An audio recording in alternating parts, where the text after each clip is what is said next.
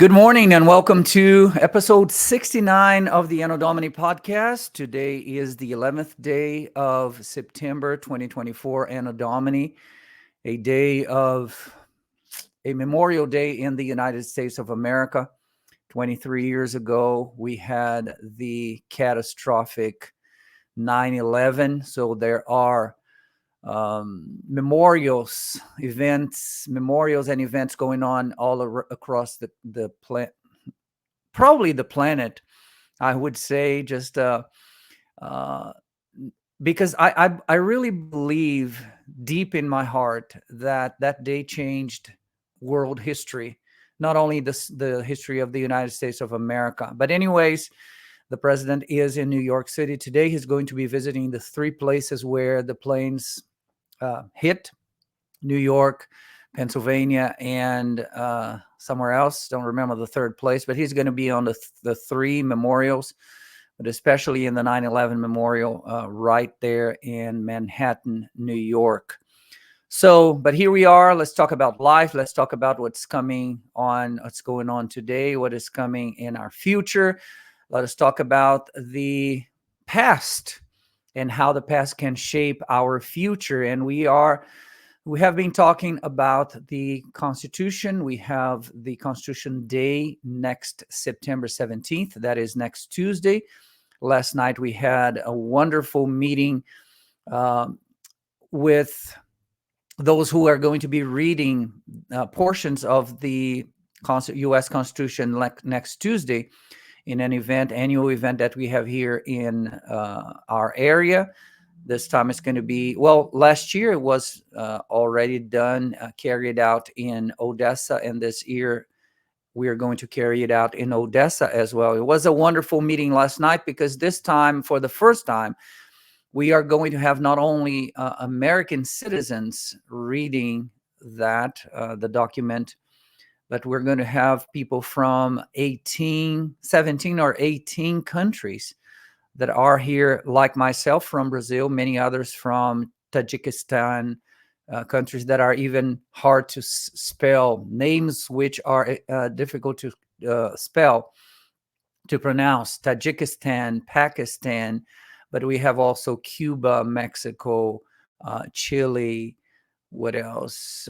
England, Italy, Canada. So we're going to have we're going to have a lot of fun next Tuesday in Odessa. And this is why I decided to start a series this week on the Constitution. And today we're going to be talking about the connections between the Constitution and the Declaration of Independence. Because, again, as I heard, so again, before I go on, let me just show this to you again. I hope to see you there. Constitution Day, September 17th, 7 p.m. at the Noel Heritage Plaza and the heart of Odessa. Please join us there. Please bring your families. Please bring your lawn chairs. Please bring your friends. Please bring your brothers and sisters from church, your colleagues from work. Let us celebrate this special date, the 237th anniversary of our U.S. Constitution. So today we're going to be talking about the connections between the Constitution and the Declaration of Independence. And a long time ago, I heard a guy that I trust and I've been following for so long, a constitutionalist, a guy that is, today he is still the president of Hillsdale College in Michigan, and Professor Arns. And he said, and I'm quoting here, in business terms, the Declaration of Independence is like the Articles of Incorporation of a company, meaning the articles that establish the company, telling who the company is and what the company is all about. And the Constitution is like the bylaws, meaning the document that tells how the company should or will operate. And you are going to see that this is very true by some examples that I'm going to be bringing today and tomorrow, tomorrow, and on Friday, about how intricately connected the Declaration of Independence and the Constitution are. Let me talk to you about a couple of principles of the Declaration of Independence. Principle number one, there is a divine creator. The first step toward limited government is the understanding that there is a divine creator. This is exactly what the founding fathers always believed in and depended upon. And the uh, conclusion to that is, if there is not a divine creator, if God is not in the national equation, then the government is going to be God. And this is exactly what happened and what happens in any other country today. In my country, Brazil, government is God because government is the one that provides people with rights or duties, do's and don'ts. The law tells people what to do and what not to do. The laws do not come from a transcendent power, meaning God.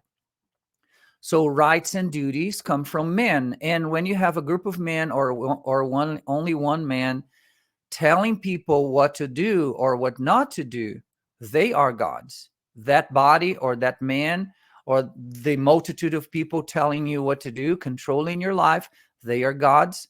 God is not God, right? That there is no divine creator. Principle number two, inalienable rights come from God. If there is a God, if there is a divine creator, rights come from him. And so, as such, government has no authority to remove any rights. So right now we see one of the campaigns for the president in the presidential election, Kamala Harris's campaign, they're openly, once again, openly talking about gun confiscation. But again, this is enshrined on our Second Amendment.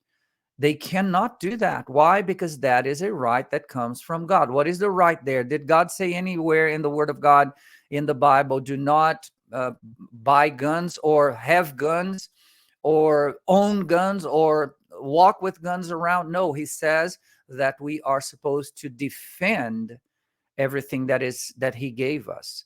So there is an intricate and a very profound principle behind the Second Amendment, which is, and the principle is, you are supposed to defend everything that God gave you, right? So that is where this comes from. So inalienable rights come from the divine creation or divine creator, and this is why government cannot take it away.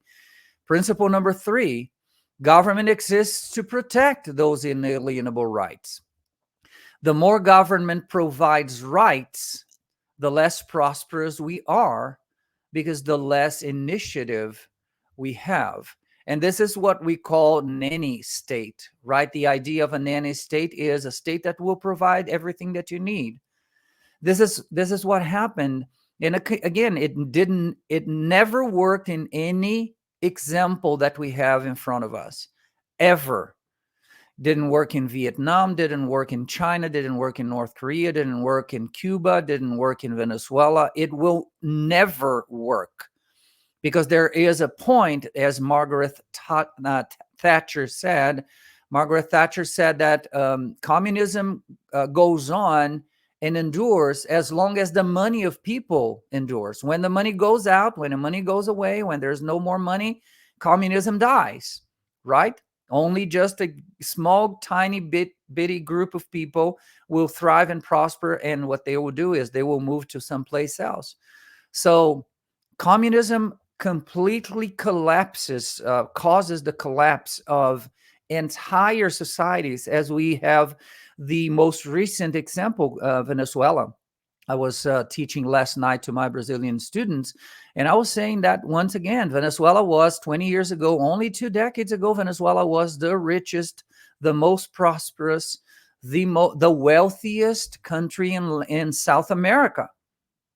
The wealthiest, because of they have like a massive amount of oil there, like we do here in the Permian Basin. But communism completely devastated the country in less than 2 decades, to the point that people are killing pet dogs on the streets to eat in order not to starve to death. So If government exists to protect unalienable rights, it is not government that provides the rights.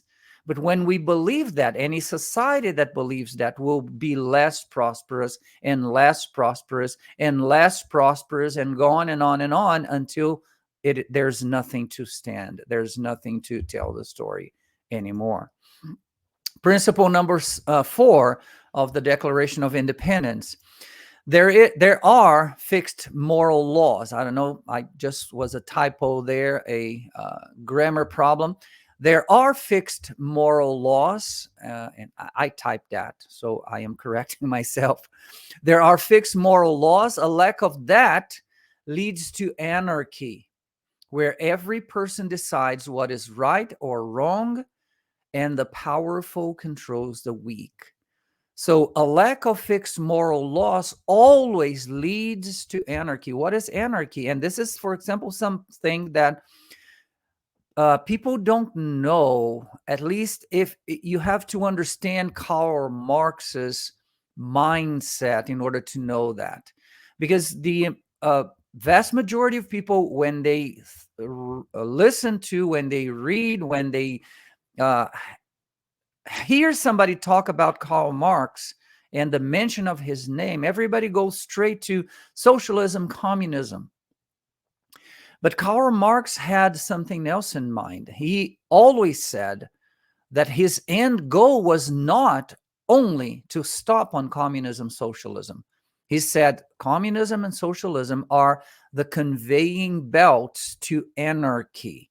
His end goal, his final target, was a society that would be anarchic. What does that mean? Nobody telling me what to do. I do whatever I want to do. This is anarchy. This doesn't make any sense. If there are no laws, if there are no boundaries for people, they are going to let go of their human nature. Again, back to Jeremiah 17:9. And when they let go of their human nature, when they just do whatever their human nature wants them to do, demands them to do, force them to do, they are going to steal, to kill, to do a lot of crazy things. Because now there are no more laws, there are no more disciplines or punishments for anything. That is what an anarchic society looks like. So Karl Marx was not thinking only about communism and socialism, because that is just a means to the end, to an end. And the end is a completely anarchic society. And one of the principles within the Declaration of Independence, and the Founding Fathers understood that so well, if there are no moral laws, if there are no moral boundaries for people, every person now decides to do whatever the person wants to do, right or wrong, and we are going to end up killing each other and having no society whatsoever. Fifth principle of the Declaration of Independence. Remember, we're talking about the connections between the Declaration of Independence that laid the groundwork for the Constitution to be built upon. Principle number 5, the consent of the governed. This is a massive one, right? The will of the majority is enforced, and the protection of the minority is provided. This is what made America, one of the characteristics that made the United States of America peculiar, singular among the nations of the world. Because among the nations of the world, this idea of the will of the majority to be enforced is there. This is direct democracy, right? And again, Tucker Carlson and everybody out there saying we are democracy and we need to bring democracy. They are killing our democracy. When they say they're killing our democracy, I always say here on my side, yay, good. We need that. So the will of the majority is enforced in many, many countries of the world. This thing of 51 versus 49. But when 51% approves that the 49% are going to be persecuted and killed because they do not agree with them, now we need a strategy. We need something to protect the minority from the majority, right? And this is exactly what the idea of a republic does. And this is why the Electoral College exists for. So The consent of the governed does not mean that the majority is going to always be in charge. Uh, there there is a victory of the majority in the debated stuff or debated topics or issues, but if you lose in the debate, if you lose in the election, if you are in the losing side, quote unquote, you are going to be protected in what you believe. That is the genius of both the Declaration of Independence and the Constitution. Why? And all of that is why, because there is a creator that created all of us equal. We are equal before him. So it's not because I am a part of the majority that wants something that I have the right to step on and to crush the other side, the minority. So this is a very, very important topic or principle inside of the Declaration of Independence. And the last one, number 6, the people's right to change their government. Because government comes from the people, we, the people, the government can be changed once any of the 5 previous principles are violated. So if the government is violating what has been agreed upon, we have the power, actually, according to both the Declaration and the Constitution, the people, we the people, have the duty of replacing that government. And there are different ways of doing that. The first one being by the vote.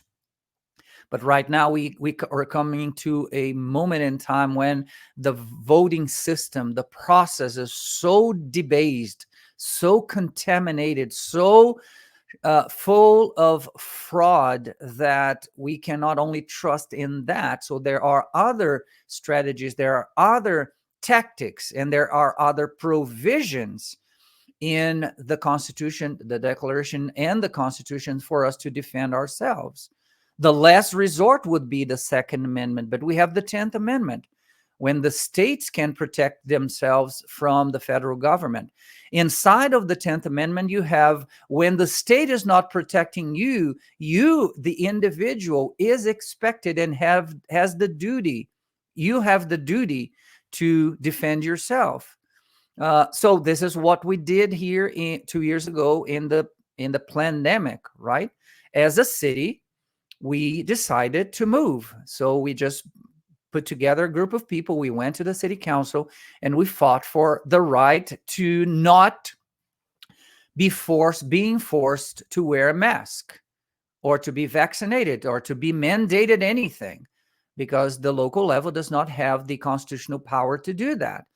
So see that the Constitution and the Declaration, they provide us with those weapons, if I could say that, if you will, with those provisions that will help us defend ourselves and not being crushed when we are in the minority. So whenever the government is not doing anything in the 5 initial principles or provisions of the Declaration of Independence, we are able, capable, expected, and we have actually the duty of making our voices heard and standing up for what we believe, even when we are in the minority.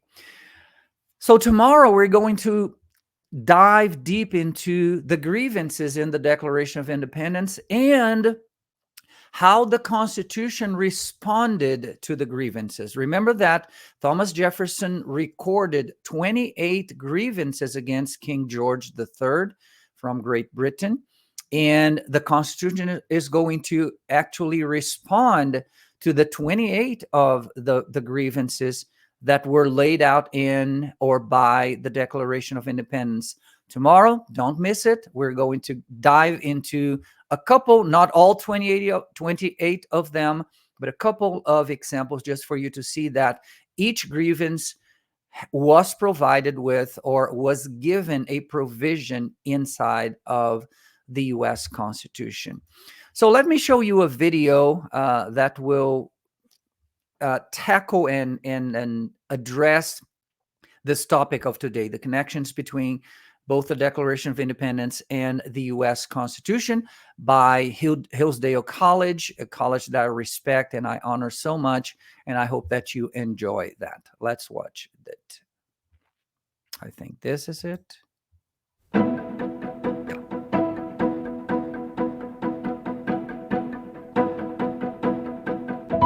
you're going to have a free government, you're going to have a form of the government, because a free government requires a lot of people participate in the government. The governed have to participate in the government.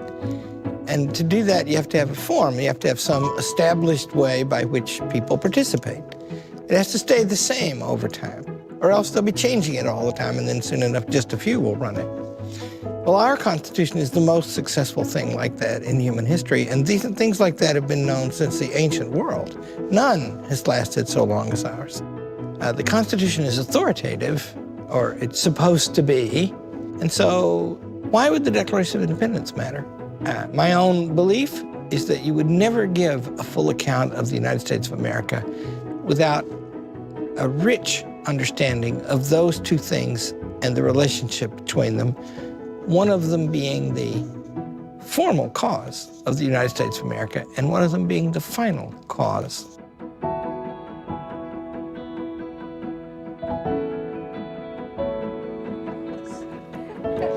Casey, are you showing off?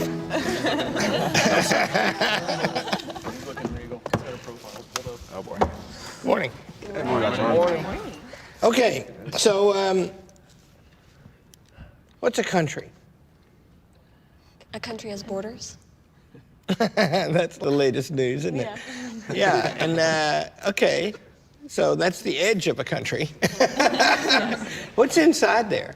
It's a group of citizens that have engaged in a contract together to be ruled by the same government.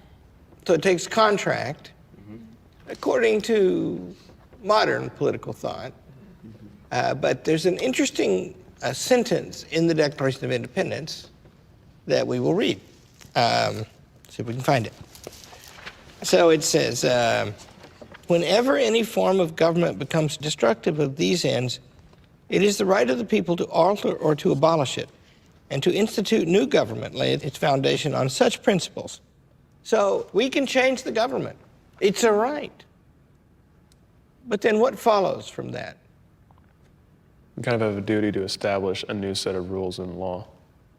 So the Declaration of Independence doesn't contemplate life without government, does it? Right?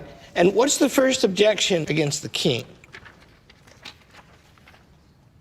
He hasn't given those laws. He has refused his assent to laws, most wholesome and necessary. So that's like something classical, isn't it? Because in the classical world, mankind, human beings, are the social and political animals. And they don't talk of having a right to make a contract, to establish a government. And this does. And yet, on the other hand, this other thing in here that we need, made to live under law. And it's worth remarking that because it means we're talking about something important. Here at Hillsdale College, as you all know, right, you all have different majors. Everybody studies everything fundamental. This is something fundamental. You're going to live under laws because of the kind of thing you are. And if you live under bad laws, you're going to be miserable. And it's very common for people to live under bad laws. And that's one of the points of this document, the Declaration of Independence. We need good laws. And if we don't get them, we have a right to rebel. And that means kill the people who deny them to us, which is what they proceeded to do after this document. And the people were very strong who were ruling America. This he who has refused his assent to laws the most wholesome and necessary is a really important guy. He's the King of England, the strongest power on earth. And we have a right and a duty to kick him out of here. and we're going to do it. So that's what the document is about. What does it say? The Declaration of Independence is one of the most influential documents in all of human history. It gives a picture of the whole order of nature, and it proceeds from that whole order down finally to what the classics call the utmost particular, the definite thing to be done right now. How does it begin? It begins in very general terms in that it can be applied, it's not specific to America, it can be applied. Human events means really any time, one people can be any people. Universally, right. Isn't that interesting? So who are these guys and where are these guys when they do this? They're all guys. One of them was John Adams, who was a really brilliant and great man, but not as brilliant or great as his wife, who gave him happily in writing detailed advice about everything he did, and he mostly took it. Really great man. So where are they? Apart from the ones that are oppressing them, separated by an ocean. Yeah, I mean, when they're writing this document, right, they're in Philadelphia. And Philadelphia is on the sea, and Britain is a great sea power. Risky place to be. There were people looking for them. A writ had been issued for their arrest.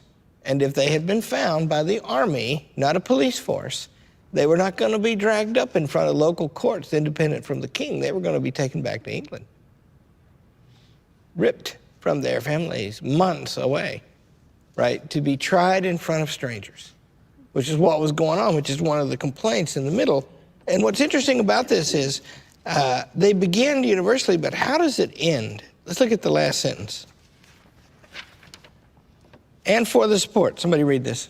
And for the support of this declaration, with a firm reliance on the protection of divine providence, we mutually pledge to each other our lives, our fortunes, and our sacred honor. What else do they have to pledge except those things? That's a pledge of everything, right? We pledge all of that, and who do they pledge it to? Each other? Yeah, you know the war literature, right? People do uncommonly brave things on battlefields, and many people do it. And most of those people didn't think they could before they did. One of the themes that emerges from the battlefield literature is they do it for each other. They don't want to get shot. They can't stand the image of their friend getting shot. Can't bear it. They love, right? These guys are in this room. It's actually the room where the Constitution was written too, later. They're in this room, and they're promising each other. See, that's a big pledge, and a pledge of everything. And in the name of who do they make this pledge? Divine providence, Yeah, who's that? their creator, Yeah. as was mentioned in the beginning of the Declaration of Independence. So God, right? They swear to God and to each other. We have fraternities at Hillsdale College, and I won't say that they're not sometimes a little naughty.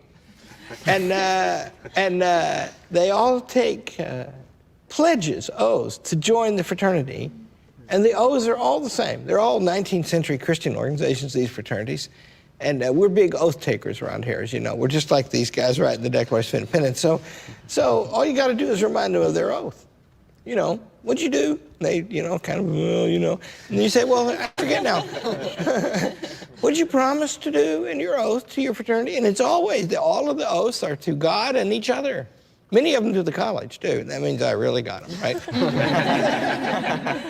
They got to straighten up now. And it's a big deal with war pending, right? And this is particular, right? The people in the room, about 4 times as many as is around this table, swear to each other. I swear to Emily, and Emily swears to me. And that means later, we don't do it. We know the name and can picture the face of the person who's going to disapprove, who's been betrayed, right? And that's as particular as it can possibly get. But it begins, was it Casey who said that? Universally? No, it wasn't. That was Garrison. Good job. Yeah. It begins universally. It begins without reference to any place or any people, but to every place and every people. And it ends with the utmost particularity. You know, if you think every choice you make, you've always got some sense of right when you make a choice. This document moves from this ultimate sense of right that we all carry down to the particular circumstances in which they're going to act right now. And the whole document is a connected chain from the general to the particular. And it's exactly the process every one of us goes through every time we make a hard choice. Isn't that interesting? Yeah. And what are they doing except making a really hard choice? What's in the middle that connects the very beginning, the universal part, with this final conclusion that they make is the list of particulars. And so what kinds of things are those? Imposing taxes on us without consent. Quartering troops in people's homes. Dissolving representative houses repeatedly. Think of those. All three of those are the same thing. All three of those are failing to represent. They put their troops up in our houses, which means they're taking our houses. When where are we going to live, right? And they disband the legislature. And we're going to talk about these more when we get to the Constitution, but I mention them here now because there's actually an outline of the Constitution of the United States in the middle of the Declaration of Independence. It's an amazing thing. And the chief elements of the Constitution are listed here in the negative sense that the king violated them. That beautiful. Well, this is one of my dreams. I look at this video and I picture me doing that with a group of young people, children, older people. It doesn't matter. But this is what has been burning in my heart for a long time. And I'm hopeful and I'm trusting that the Lord is going to allow me to do that one day. And I hope it's closer than earlier than later. So this is it for today. Tomorrow, again, as they were talking about some of the grievances inside of the Declaration of Independence, tomorrow we're going to be tackling a couple of them. And again, what the response was, what the provision was inside of the Constitution to each one of those grievances. Again, not all the 28. We're going to be seeing tomorrow a couple of them, 6 or 7 of the grievances and their responses by and in the Constitution. May God bless you, and I hope to see you tomorrow for episode 70 of the Anno Domini podcast. Bye-bye.